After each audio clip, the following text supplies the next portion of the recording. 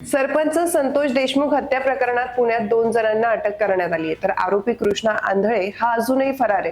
मुख्य आरोपी सुदर्शन घुले आणि सुधीर सांगळे यांना अटक करण्यात आली असली तरी हे दोघे कसे पोलिसांच्या जाळ्यात अडकले ही गोष्ट मनोरंजक आहे।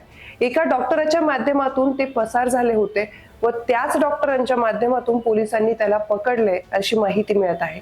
नेमकं ही कथा कशी आहे ते आपण पाहूया। नमस्कार, मी ऋतुजा, वन इंडिया मराठीमध्ये आपल्या सर्वांचं स्वागत।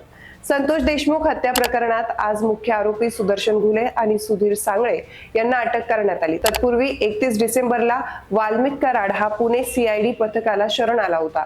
पोलिसांनी पत्रकार परिषद घेतल्यानंतर या 2 आरोपींना कशी अटक झाली हे समजणार आहे। मात्र त्यापूर्वी पोलिसांनी डॉक्टर संभाजी वायभासे याला अटक केली आहे।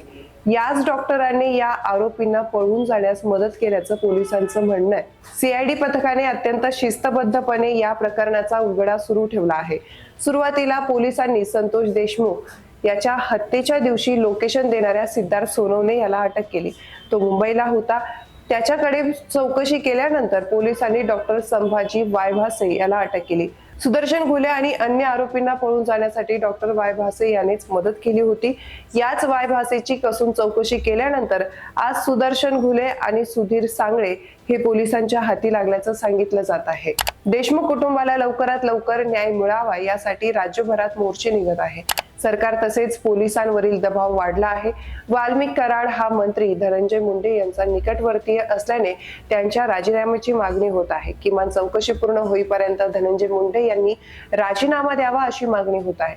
विरोधक आणि काही सत्ताधारी आमदारांनीही ही मागणी लावून धरली आहे।